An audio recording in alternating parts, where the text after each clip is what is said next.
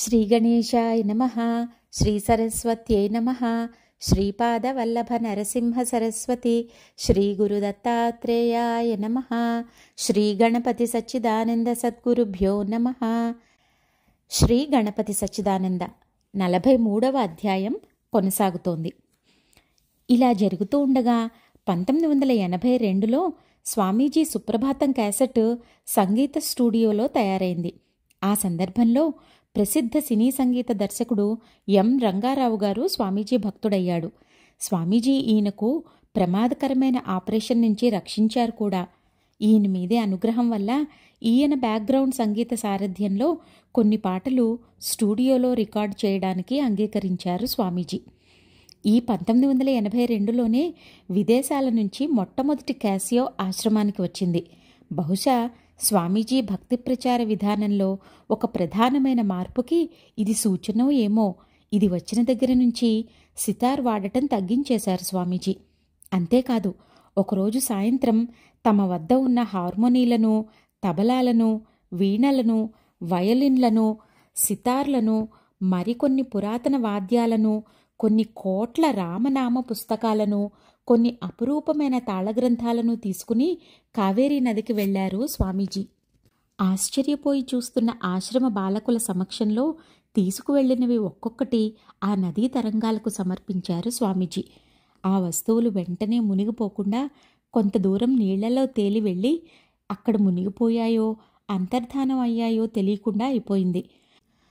వరుసగా ఒకదాని తర్వాత మరొకటి ఏటిపాలైపోతూ ఉంటే దుఃఖం ఆపుకోలేని ఆశ్రమ బాలుడు ప్రసాద్ ఏదో చెప్పబోగా గుడ్లురిమి చూశారు స్వామీజీ. ఆ రోజు స్వామీజీ నదికి సమర్పించిన వాద్యాల విలువ 1,00,000 రూపాయలకు పైబడి ఉంటుంది. ఆ తాళపత్ర గ్రంథాలకు విలువ ఎవరు కట్టగలరు? ఆ తరువాత మరో సందర్భంలో మాట్లాడుతూ ఆ వాద్యాలతోనూ పుస్తకాలతోనూ పనైపోయింది. అర్హత గలవారికి మళ్ళీ ఆ నదీదేవతే పిలిచి మరీ ఇస్తుంది. అర్హత లేని వారికంట అవి పడరాదు. అందుకనే నదికి తిరిగి ఇచ్చేశాను అన్నారు దీని గురించి స్వామీజీ. ఇక ఆ తరువాత విదేశాల నుంచి వచ్చిన ఎలక్ట్రానిక్ క్యాసియోలు, సింథసైజర్లు వగైరాలే రాజ్యమేలుతున్నాయి. సుమారుగా ఈ రోజుల్లోనే స్వామీజీ సాహిత్య రీతిలో కూడా స్పష్టమైన మార్పు వచ్చింది. 1985లో ప్రకటించిన నవభక్తి గీతాలు అనే తెలుగు పాటల పుస్తకంలో ఈ మార్పు పూర్తిగా బహిర్గతమైంది. ఈ సాహిత్యం మునుపటి వలె మంత్రార్థాల చిగురుగుత్తులుగా కాకుండా భావరచనకు కొంత ప్రాధాన్యం ఇస్తూ సాగింది. తరువాత 86, 87, 88లో వచ్చిన కొత్త పాటలలో తన శైలి పూర్తిగా మార్చేశారు స్వామీజీ. ఇప్పుడు వస్తున్న సాహిత్యంలో కవిత్వపు విలువలకు ప్రాధాన్యం ఎక్కువైంది. సాహిత్యవేత్తలకు కూడా కొంత తృప్తి కలగాలనే సంకల్పం స్వామీజీలో కలిగినట్టున్నది. ఏమైనా తన బీజాక్షర దృష్టిని వదలలేదని స్పష్టంగానే చెప్పారు స్వామీజీ.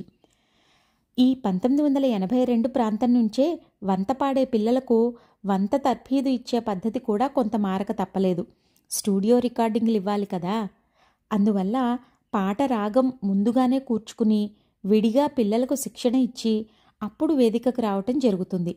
ఇది కొన్ని పాటల విషయంలోనే ఇలా ముందుగా పాట రాసుకునే పద్ధతి వచ్చేసరికి కూడా సాహిత్యానికి కొంచెం కొంచెం ప్రాముఖ్యం పెరుగుతూ వచ్చింది. సాహిత్య రీతులలో లాగానే సంగీత రీతులలో కూడా మార్పు వచ్చింది.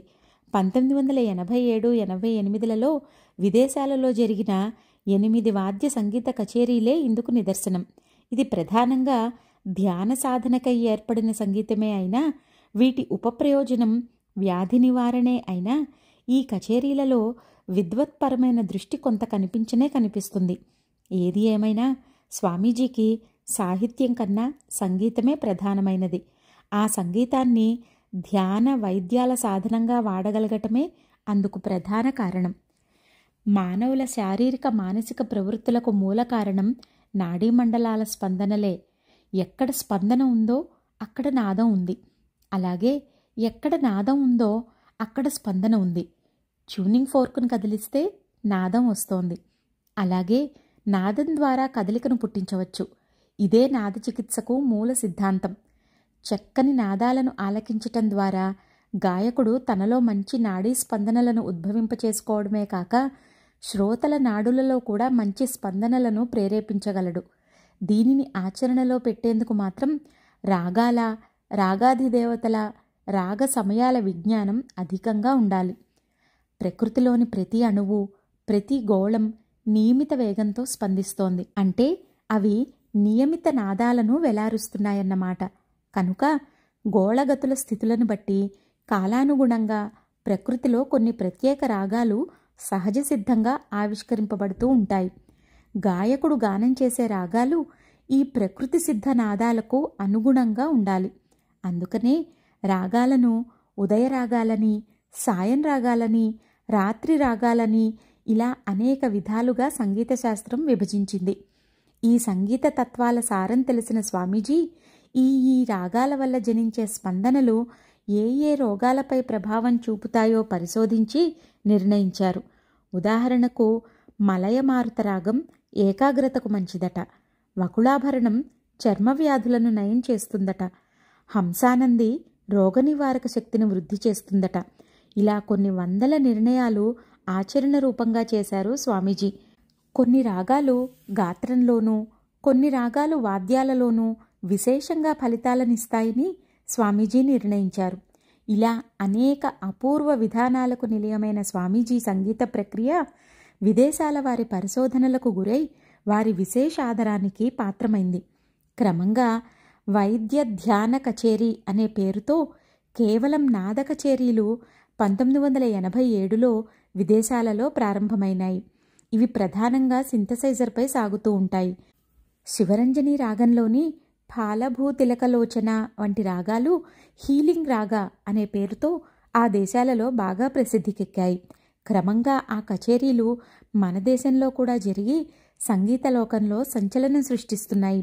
ఈ విధమైన ధ్యాన వైద్య సంగీత విద్యకు రాగరాగిణీ విద్య అనేది ప్రాచీనమైన శాస్త్రీయ నామధేయమని, దాన్ని తాము పునరుద్ధరించామే తప్ప కొత్తగా సృష్టించలేదని స్వామీజీ ప్రకటించారు.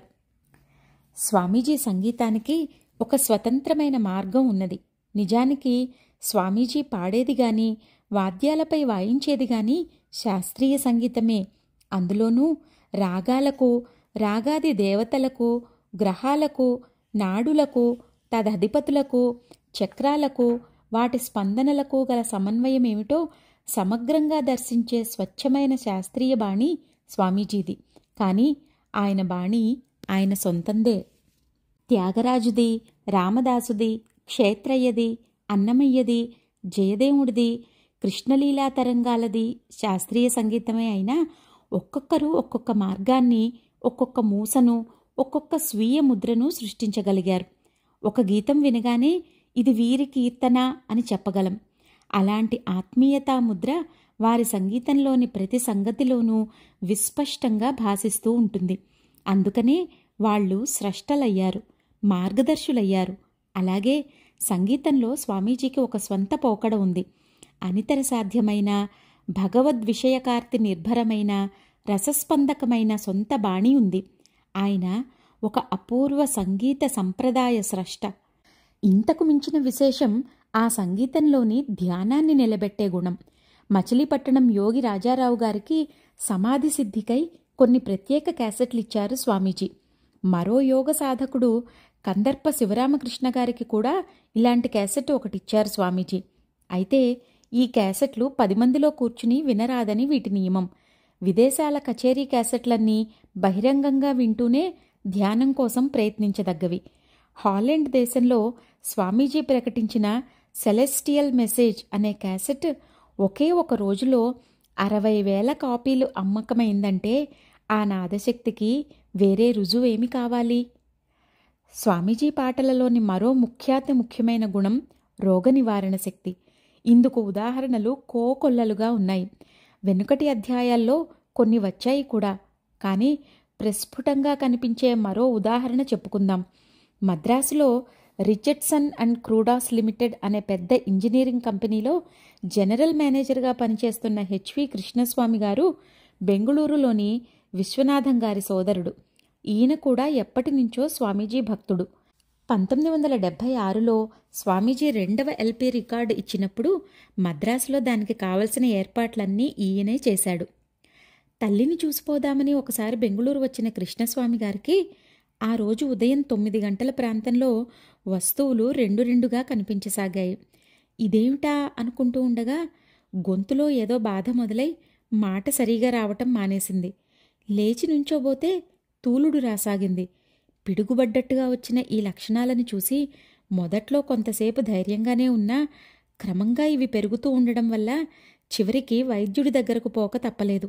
అప్పటికి మధ్యాహ్నం 12 అయింది. వైద్యుడి దగ్గరికి వెళ్ళేసరికి కళ్ళు దాదాపు కనిపించటం లేదు. మాట 3 వంతులు బిగిసిపోయింది. చర్మం మీద సూది గుచ్చినా నొప్పి తెలియటం లేదు. ఆ స్థితిలో ఇక నువ్వు ఇంటికి వెళ్ళటానికి వీల్లేదు, ఇక్కడే ఉండిపోమ్మన్నాడు డాక్టర్. ఆ విధంగా బెంగుళూరు మల్లేశ్వరంలోని నార్త్ సైడ్ హాస్పిటల్లో చేరిన కృష్ణస్వామి గారికి లంబార్ పంక్చర్ చేసి అన్ని పరీక్షలు చేశారు. వాటి ఫలితాలు మర్నాటికి రావాలి. ఈలోగా సాయంత్రం ఇంటికి వచ్చిన విశ్వనాథ్ గారు అన్నగారి పరిస్థితి తెలిసి హడావిడిగా మైసూర్లో ఉన్న స్వామీజీకి ఫోన్ చేశాడు. అతని శరీరంలో ఏమీ దోషం లేదు. అతను సుమారు 2 నెలలు హాస్పిటల్లో ఉండాలి. అతని ఉద్యోగానికి ఏమీ భయం లేదు. ఆ చింత పెట్టుకోవద్దని చెప్పండి. అతని ఒంట్లో ఏమీ దోషం లేదు. వేరే ఆలోచనలు లేకుండా స్వామీజీ పాటలు వింటూ ఉండమనండి అన్నారు స్వామీజీ. అవి కేవలం ఓదార్పు మాటలుగా కనిపిస్తున్నాయి. అవే ఆశీర్వచనంలే అని సంతోషపడ్డారు వాళ్ళు. ఇదంతా ఫిబ్రవరి 27, 1978 నాడు జరిగింది. ఆ మర్నాడు పరీక్షా ఫలితాలు వచ్చాయి. కృష్ణస్వామి గారికి బ్లడ్ షుగర్ చాలా చాలా ఎక్కువగా ఉందని, కొలెస్ట్రాల్ కూడా చాలా ఎక్కువగా ఉందని తెలిసింది. ఇవి రెండూ అంతకుముందు రేఖామాత్రంగా కూడా లేనివే. అసలు అంతకుముందు ఏ రకమైన అనారోగ్యమూ ఎరగడు కృష్ణస్వామి గారు. ఉన్నట్టుండి ఇంత తీవ్రతతో ఈ రెండూ ఎలా వచ్చాయి? పైగా ఇతని ఒంట్లో ఏ దోషమూ లేదని ద్విరుక్తిగా స్వామీజీ స్వయంగా చెప్పిన మాట వమ్మైపోయిందే. బంధువులంతా కంగారు పడుతున్నారు. వైద్యులు రోజుకి 60 యూనిట్లు ఇన్సులిన్ ఇచ్చి కార్టిజోన్ మందులు వాడుతున్నారు. ఇలా 4 రోజులు గడిచింది. హాస్పిటల్లో కాలక్షేపం కోసం స్వామీజీ భజన క్యాసెట్లు, ప్రవచనాల క్యాసెట్లు పెట్టుకుని వింటున్నాడు కృష్ణస్వామి గారు. విశ్వనాథ్ గారి దగ్గర స్వామీజీ భజన క్యాసెట్లు కుప్పలు కుప్పలుగా ఉన్నాయి. అవి వినటమే ఏకైక కాలక్షేపంగా పెట్టుకున్నాడు కృష్ణస్వామి గారు. మార్చి 3న పొద్దున్నే కృష్ణస్వామి గారు కాఫీ తాగగా అది కడుపులోకి పోకుండా ముక్కులోంచి బయటకు వచ్చింది. ఇదేమిరా అనుకుని వేళ్లతో ముక్కులు మూసుకోగా అది కడుపులోకి పోయింది. తరువాత నీళ్లు తాగినా అంతే అయింది. బాగానే ఉందిగా, పైగా సరదాగా ఉంది. ఆ మాటే వైద్యుడికి చెప్పాడు కృష్ణస్వామి గారు. వైద్యుడు మాత్రం వెలవెలబోయి, ఇక మీదట ఒక్క చుక్క కూడా ద్రవపదార్థం కానీ ఘనపదార్థం కానీ పుచ్చుకోవద్దు అన్నాడు. మరి మాత్రలేసుకోవాలిగా అన్నాడు స్వామిగారు. వద్దు, ఆపేయండి అనేసి వెళ్ళిపోయాడు వైద్యుడు. వెళ్ళిన వైద్యుడు విశ్వనాథ్ గారిని పిలిచి, మీ అన్నగారు ఏ క్షణంలో మరణించినా మరణించవచ్చు. నా ప్రయత్నం నేను చేస్తాను. కానీ ఆయన భార్యా పిల్లల్ని పిలిపించటం మంచిది అని కుండబద్దలు కొట్టేశాడు. ఇక కొద్దిసేపటికే స్వామిగారి గుడ్లు వెనక్కి కూరుకుపోయి, మూతి వంకరపోయి, మాట పడిపోయి, పక్షవాతం వచ్చేసి ఎడమ భాగం అంతా పడిపోయింది. ఆ మర్నాటికి మద్రాసు నుంచి భార్య వచ్చింది. అప్పటికి ఈయన నడిచే విధానం ఏమిటో కూడా మర్చిపోయాడు. ఇలా మార్చి 9 దాకా జరిగింది. స్వామీజీ క్యాసెట్స్ మాత్రం వింటూనే ఉన్నాడు. 1978 మార్చి 10 మహాశివరాత్రి. ఆశ్రమంలో అద్భుతమైన కోలాహలం. ఇక్కడ కృష్ణస్వామి గారు ఆ ఉత్సవానికి వెళ్ళలేకపోయానే అని బాధపడుతూ ఆ రాత్రల్లా ఆశ్రమ శివరాత్రి సన్నివేశాన్నే తలుచుకుంటూ కంటి మీద కునుకు లేకుండా కాలక్షేపం చేశాడు. ఆ మర్నాడు పొద్దున్న గొంతులోంచి కాఫీ సరాసరి కడుపులోకి పోయింది. నీరు అంతే. క్రమంగా అవయవాలు పనిచేయసాగాయి. వైద్యుడికి దిగ్భ్రమ అయిపోయింది. ఇన్సులిన్ మందులు టకటకా మోతాదులు తగ్గించేశారు. గండం గడిచింది అన్నాడు.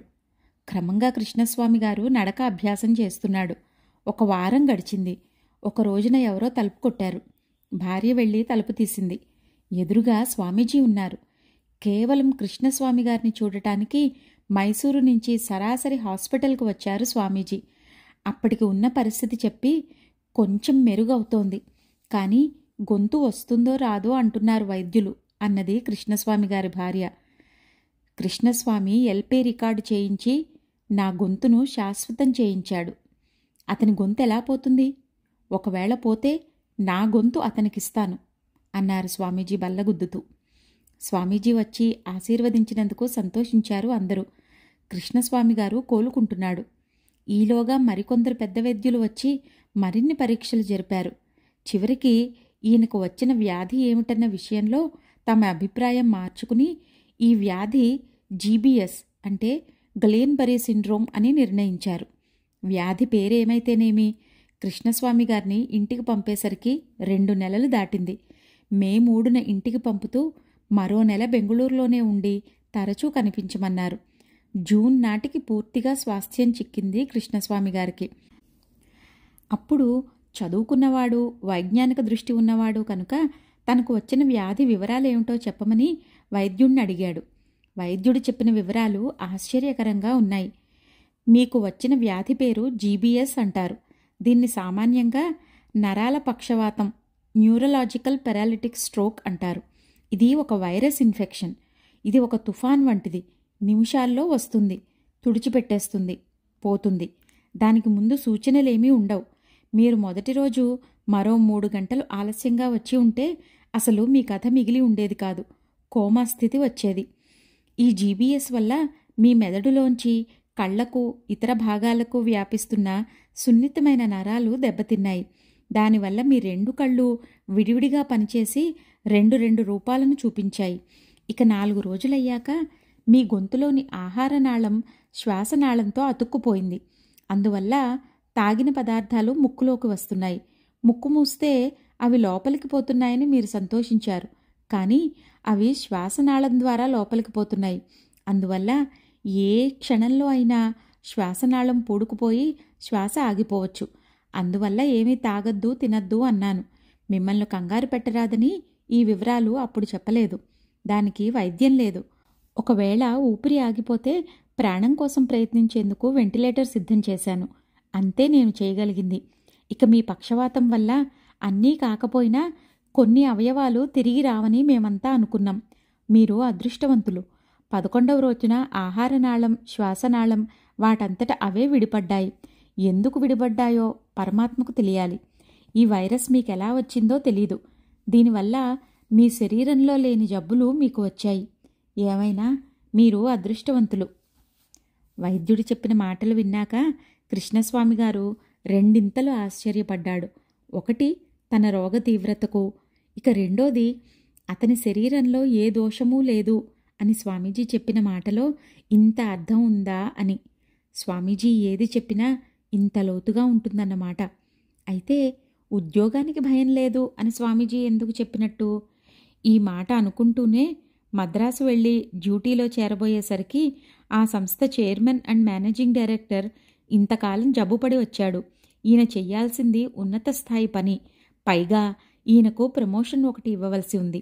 కనుక ఈయన ఆరోగ్యం ఎలా ఉందో మంచి ఎక్స్పర్ట్ చేత పరీక్షింప చెయ్యాలి అని రాశాడు. ఇదన్నమాట స్వామీజీ మాటకు అర్థం. సరే, ఒక అంతర్జాతీయ కీర్తి సంపన్నుడైన వైద్యుడి దగ్గరకు ఈయన్ను పంపారు. ఆయన నఖశిఖ పర్యంతం మొత్తం పరీక్షలు చేశాడు. పాత వైద్యుల పత్రాలన్నీ పరిశీలించాడు. చివరికి నిష్కర్షగా తన అభిప్రాయం తేల్చి చెబుతూ ఇప్పుడు ఈయన సర్వవిధాలా ఆరోగ్యంగా ఉన్నాడు అని రాసిచ్చాడు. ఆ వైద్య నిపుణుడు ఇంకా ఇలా వివరించాడు. అంతర్జాతీయ గణాంకాల ప్రకారం జీబీఎస్ వ్యాధి 10 లక్షలలో ఒకరికి వస్తుంది. అలా వ్యాధి వచ్చిన వారిలో 20 లక్షల మందికి ఒకడు బతుకుతాడు. అలా బతికిన వారిలో 50 లక్షల మందికి ఒకడు అనుబంధ సమస్యలు అంటే సైడ్ ఎఫెక్ట్స్ లేకుండా ఉంటాడు. మీరు ఈ చివరి రకంలోకి వస్తారు. అయితే మీరు కోలుకున్న వేగం మాత్రం అంతుపట్టకుండా ఉంది. మీరు విన్న భజనలు మీ మనస్సు మీద మంచి సూదింగ్ ఎఫెక్ట్ చూపించాయి. అలా మనస్సును సౌమ్యపరిచి, చక్కపరిచి ఆ మెదడు నరాలలో ఉన్న టెన్షన్ సడలేటట్లు చేసినాయి. అలా కాకపోయి ఉంటే మీ కళ్ళకు, గొంతుకు, ఇతర భాగాలకు వెళుతున్న చిన్న చిన్న నరాలు ఆ బిగింపు నుంచి కోలుకోవటం ఇంత త్వరగా సంభవించి ఉండేది కాదు. ఆ భజన గీతాల వల్లే మీకు ప్రధానంగా చికిత్స జరిగింది అని నా అభిప్రాయం. ఈ అభిప్రాయం విన్నాక కృష్ణస్వామి గారికి ఉద్యోగం మాత్రమే కాక ప్రమోషన్ కూడా ఇచ్చారు కంపెనీ వారు.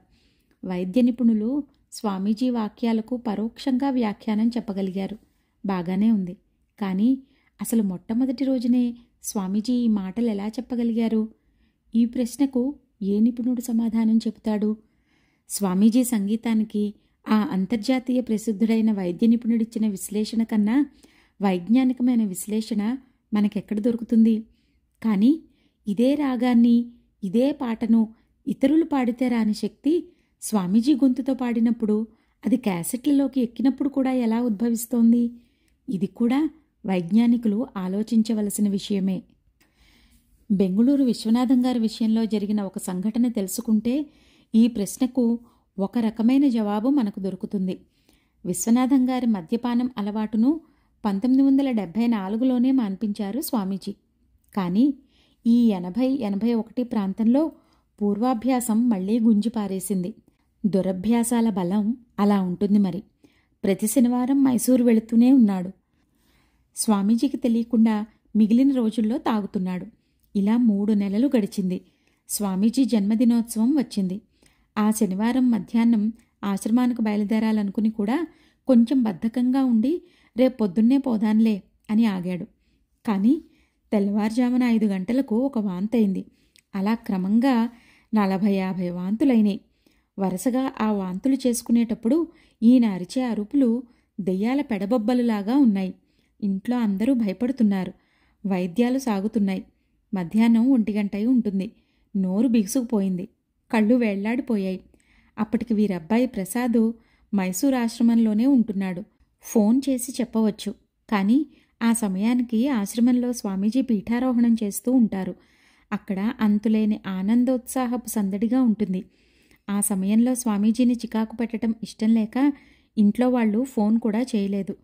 ఆ రోజు పీఠారోహణానికి ముందు శ్రీచక్రార్చన చేస్తూ ఒక తులసి దళం తీసుకుని దీపారాధనలో పెట్టి కాల్చారు స్వామీజీ. ఈ అసాధారణమైన పని ఏమిటో పరివారానికి అర్థం కాలేదు. సరీగా ఆ సమయానికి అక్కడ విశ్వనాథ్ గారికి అరుపులు తగ్గాయని వాళ్లకు తెలీదు. వైద్యాలు సాగుతున్నాయి. రాత్రి 1 గంట ఉంటుంది. కొద్దిగా స్పృహ వచ్చింది. గదిలో లైటు వేసి ఉన్నట్టుంది. అంతే తెలుస్తోంది. ఇంకేమీ తెలియటం లేదు. ఏమిటో మునిగిపోతున్నట్టుగా ఉంది. కొద్ది నిమిషాల్లోనే అర్థమైపోయింది ఇక మన పని అయిపోయింది అని. దుఃఖంగా ఉంది, భయంగా ఉంది, అయోమయంగా ఉంది. అయిపోయింది. ఇక ఈ లైటు కూడా కనిపించటం లేదు. ఇంతలో కుడి చెవులో ఎక్కడో బహుదూరాన, చాలా చాలా దూరాన, చాలా చాలా సన్నగా ఏదో రాగం వినిపిస్తోంది. ఓహ్, ఏమి రాగం, ఏమి గొంతు! అద్భుతం, అసాధ్యం. అది వింటూ ఉంటే ఏదో అయిపోతోంది. తాను బ్రతుకుతున్నాడా, చచ్చిపోతున్నాడా? ఓహ్, ఏమి రాగం, ఏమి గొంతు! ప్రాణాలు లేచి వస్తున్నాయి. తనలో ఒళ్ళంతా ఏవో స్పందిస్తున్నాయి. ఏమిటవి? నరాలా? కావు, ఇంకేమిటో స్పందిస్తున్నాయి. ఏమి రాగం, ఏమి గొంతు! పాట మరికొంచెం దగ్గరైంది. గొంతు రవ్వంత పెద్దదైంది. ఓహ్, ఏమి రాగం, ఏమి గొంతు! హృదయం దడదడలాడుతోంది. అది ఎక్కడో విన్న పాటే, విన్న రాగమే. ఒకటే చరణం. మళ్ళీ మళ్ళీ అదే చరణం పాడుతున్నారు. ఎవరు? ఎవరది? పాడుతున్నది ఎవరు? ఏమో గుర్తు రావటం లేదు. కానీ ఎక్కడో ఎప్పుడో విన్న పాటే, విన్న గొంతే. ఏమి గొంతు! ఇలా ఎంతసేపు జరిగిందో తెలీదు. విశ్వనాథ్ గారికి ఒళ్ళు తెలిసేసరికి నడిమంచం మీద అర్ధపద్మాసనం వేసుకుని కూర్చుని ఉన్నాడతను. పాట ఆగిపోయింది. కొంచెం ఒళ్ళు తెలిసినట్టుగా ఉంది. ఇంతలో ఒక వైలిన్ రాగం వినిపించసాగింది. అది ఇందాకటి రాగమే, ఇందాకటి శృతే, ఇందాకటి చరణమే. ఇది ఇందాకటి గొంతంత సమ్మోహకంగా లేదు, కానీ ఇది కూడా అద్భుతంగానే ఉంది. మళ్ళీ దేహస్పృహ పోయింది. వైలిన్ వినిపిస్తోంది. చాలా హాయిగా ఉంది. అలా కొంతసేపు వినిపించాక ప్రక్కనుంచి మరో వైలిన్ అందుకుంది. దీని శృతి వేరు. అది మొదలవంగానే మొదటిది ఆగిపోయింది. రెండో దాని రాగం కూడా వేరే. ఇది అద్భుతంగానే ఉంది. దీని శృతితో ప్రాణం మరింత లేచి వచ్చినట్టుగా ఉంది. ఇది కొంతసేపు వినిపించాక మూడవ వైలిన్ నాదం వేరే శృతితో, వేరే రాగంతో వచ్చింది. రెండవది ఆగింది. ఇది కొంతసేపు అయ్యాక మళ్ళీ మొదటి వైలిన్ వచ్చింది. ఇలా ఆ 3 వైలిన్లు తెల్లవారేదాకా ఒకదాని తర్వాత ఒకటి నాదం వినిపిస్తూనే ఉన్నాయి. సూర్యోదయం అయింది. నాదాలు ఆగిపోయాయి. స్పృహ వచ్చింది. ఒళ్ళు తేలిగ్గా ఉంది. రోగం వెనకబట్టింది. ఆ మర్నాడల్లా నిక్కబొడుచుకున్న గగుర్పాటుతోనే గడిచింది. కొన్ని సంవత్సరాలు పోయినాక కూడా గుర్తు వచ్చినప్పుడల్లా గగుర్పాటు తెప్పించే ఆ రాగమాధుర్యం మర్నాటికి ఆ తీవ్రతలో ఉండదా మరి? ఆ పులకరింపులలోనే స్వామీజీ దగ్గరకు బయలుదేరాడు విశ్వనాథం గారు. ఓపిక ఎలా వచ్చిందో తనకే తెలీదు. చూడగానే ఏమైంది అన్నారు స్వామీజీ. అన్నీ మీకు తెలుసు అని బోరుని ఏడ్చేశాడు విశ్వనాథం గారు. నిన్న ఇక్కడ తులసిదళం కాల్చాను. అప్పటికి కాని నీలో చేరిన పిశాచి నశించలేదు. అది నశిస్తే గాని నీ అరుపులు ఆగలేదు. కాని అప్పటికే ప్రాణాలు అపాయంలో పడ్డాయి. వాటిని కాపాడటానికి చివరి ప్రయత్నంగా ఆ రాగం వినిపించవలసి వచ్చింది. దాన్ని గంధర్వరాగం అంటారు. స్వామీజీ శిష్యులలో ఇంతవరకు అది విన్నవాడవు నువ్వొక్కడివే. అది వినిపించటం మరో పావుగంట ఆలస్యమైనా నువ్వు దక్కేవాడివి కాదు అన్నారు స్వామీజీ. ఇంత చెప్పిన స్వామీజీ, నీ తాగుడు వల్ల ఇంత పని జరిగిందిరా అబ్బాయ్ అని 4 చెంపదెబ్బలు వేస్తే విశ్వనాథం గారికి ప్రాణం ఎంతో తేలిక ఇచ్చి ఉండును. కాని ఆ ప్రసక్తే ఎత్తలేదు స్వామీజీ. ఈ శిక్షతో తలను భూమిలోంచి పాతాళం దాకా దించుకున్న విశ్వనాథ్ గారు తానే తాగుడు మానేశాడు. ఇంతకు ఇది స్వామీజీ రాగాలకు ఉన్న మూలనాదం. అందుకే ఇది ఇతరులకు అందదు. ఎంత సంగీత విద్వాంసులైనా సరే కానీ ఈ నాదానికి ఉన్న పరిపూర్ణ శక్తి తెలియాలంటే విశ్వనాథ్ గారిలో ఈ తరువాత వచ్చిన పరిణామాన్ని గమనించాలి. రాగంతో రోగం నయమైన విశ్వనాథ్ గారికి అంతకు ముందు లేని కొత్త ఆలోచనలు కొన్ని పుట్టసాగాయి. శక్తి అంటే ఏమిటి? చైతన్యం అంటే ఏమిటి? దేవి అంటే ఏమిటి? అర్చన అంటే ఏమిటి? ఇత్యాదిగా. గ్రంథాలు చదవలేదు. చదవబుద్ధి కావటం లేదు. ఆలోచనలు అవే వస్తున్నాయి. చివరకు రాజరాజేశ్వరీ దేవి మీద భక్తి కుదిరింది. కానీ ఏమి సమర్పిస్తే ఆ తల్లికి అర్చన చేసినట్టు? ఆలోచించగా పూలు పళ్ళు వగైరాలు ముఖ్యం కాదు, తనకు అత్యంత ప్రియమైనది సమర్పిస్తేనే అర్చన అవుతుంది అని తోచింది. అయితే తనకు ప్రియమైనదేది? ఇక్కడ కొన్ని నెలలు ఆలోచన సాగింది. చివరికి శాంతి తనకు ప్రియమైనదని తెలిసింది. శాంతి అంటే తనొక్కడు శాంతిగా ఉండటం కాదు, సృష్టిలోని అన్ని దేశాలు, అన్ని లోకాలు, సమస్త చరాచరాలు శాంతిగా ఉండాలి. అదే శాంతి. అది రాజరాజేశ్వరీ దేవికి సమర్పించాలి. మరి అలాంటి శాంతిని సంపాదించేదెలా? స్వామీజీ సమస్త జగత్స్వరూపులు కనుక ఆయన శాంతిగా ఉంటే 14 లోకాలు శాంతిగా ఉంటాయి. కనుక ఈ గురుశాంతిని తను సంపాదించాలి.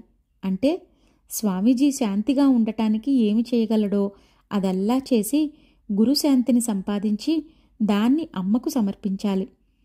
ఇక్కడ ఆలోచనలకు విశ్రాంతి వచ్చింది.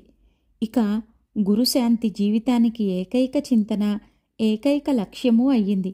దీనివల్ల అంతర్హృదయంలో అసామాన్యమైన ఆనందం ఉద్భవిస్తోంది. క్రమంగా స్వామీజీ మనిషిగా కాక ఒక మహాశక్తి ప్రవాహంగా, ఒక శక్తి తుఫానుగా కనిపించసాగారు. ఇలా 1 సంవత్సరన్నర గడిచింది. 1982 నవరాత్రులు వచ్చాయి. నవరాత్రులలో ఒక రోజున ఒక కంకణం విశ్వనాథ్ గారి చేతికిచ్చి దాన్ని తన చేతికి తొడగమన్నారు స్వామీజీ. సరే అని తొడుగుతూ ఉంటే స్వామీజీ చెయ్యి ఈయన చేతికి తగిలింది. అంతే, పెద్ద కరెంటు షాక్ తగిలినట్టయింది. దాన్ని తట్టుకోవటం ప్రాణాంతకం అనిపించింది. అయినా స్పృహ తప్పలేదు, తల తిరగలేదు. స్వామీజీగా కనిపిస్తున్న ఈ అద్భుత శక్తి ప్రవాహం తనే అని, తనే యావత్ ప్రపంచాన్ని నడిపిస్తున్నానని అనుభవంలోకి రాసాగింది. కనిపించే జీవులంతా దయనీయమైన అల్పస్థితిలో ఉన్నారని కనిపించసాగింది. తానొక జగత్ప్రభువునని స్ఫురించసాగింది. ఈ స్థితిని జీర్ణం చేసుకుని మామూలు స్థితికి రావటానికి 3 రోజుల మౌనము, విశ్రాంతి తీసుకున్నాడు విశ్వనాథ్ గారు. ఇది నువ్వు జీర్ణించుకోగలవని నాకు తెలుసు, అందుకే నీకిచ్చాను. మరో సంవత్సరం తిరిగింది. మళ్లీ నవరాత్రులు వచ్చాయి. ముందరి వరుసలో తను భార్య కూర్చుని ఉన్నారు. పూజ చివర్లో మామూలు ప్రకారమే తన చిన్న దండాన్ని ప్రజలకేసి ఒకసారి తిప్పారు స్వామీజీ. అలా తిప్పేటప్పుడు తన మీది నుంచి వెళుతూ వెళుతూ నెత్తిమీద ఠపీమని ఒక దెబ్బ కొట్టి వెళ్ళింది ఆ దండం. అంతే, తల 10 వక్కలైందనిపించింది. నెత్తిని పిడుగు పట్టదనిపించింది. కళ్ళ వెంట నెత్తురుబొట్లు పొటమరించినాయి. అప్పటికి ఆ పొంగు తగ్గింది. నేనెవరో మహోత్తముణ్ణి, ఈ భజనలు, ఈ అర్చనలు ఎవరో చీమల వంటి అల్పజీవుల కృత్యాలు.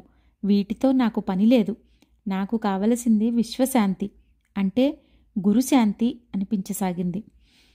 పూజలన్నీ అయినాక బయటకు వచ్చిన స్వామీజీ, రిసీవింగ్ స్టేషన్ బాగుంది, అది తేల్చుకుందామనే ఈ పని చేశాను. ఇప్పుడు నీ తల నా పాదాలకు ఆనించు అన్నారు. స్వామీజీ పాదాలు తాకాక తలలో బాధ, పొంగు చాలా మటుకు శాంతించాయి. అప్పుడొక విచిత్ర స్థితి లభించింది. అది ఆనందమూ కాదు, దుఃఖమూ కాదు, శూన్యమూ కాదు. చెప్పేందుకు మాటలు లేవు. అది ఆ స్థితి. వ్యవహార దశ మామూలుగానే సాగిపోతోంది. అయితే ఇది వరకటి కన్నా నిశ్చింతగా, నిర్భయంగా సాగుతోంది. మళ్లీ నవరాత్రులు వచ్చాయి. మళ్లీ దండం కొట్టింది. ఇలా 3 ఏళ్లు వరుసగా జరిగింది. 4వ ఏటి నుంచి స్వామీజీ తన వంక సరిగా చూస్తే చాలు, ఇది అందుకుంటోంది. ఇలా ఉండగా ఒక రోజున పిలిచి, ఎలాంటి పరిస్థితుల్లోనూ ఉద్వేగం రానీయొద్దు అన్నారు స్వామీజీ. అంతే. అప్పటినుంచి భార్యతో కూడా తన పిల్లల తల్లి అనే భావంతో నిర్లిప్తతగా ఉండటం నేర్చుకున్నాడు విశ్వనాథ్ గారు. స్వామీజీ గంధర్వనాదానికి ఉన్న పరిపాక దశ ఇది. దీన్ని ఆధ్యాత్మికత అనో, యోగమనో, వేదాంతమనో మనం పిలుచుకోవచ్చు. నిజానికిది యోగాలకు మించిన మహాయోగం. ఇక్కడ ఉండే వ్యక్తి యొక్క పాత్రతను బట్టి ఆ శక్తి ప్రవాహం తీరు వేరేగా ఉండవచ్చు. ఏమైనా, ఎవరు విన్నా, ఏ క్యాసెట్లో విన్నా జరిగే క్రియ యొక్క వికాస విధానం మాత్రం ఇదే. ఇది స్వామీజీ సంగీతపు ప్రత్యేకత. 43వ అధ్యాయం కొనసాగుతోంది. జయ గురుదత్త.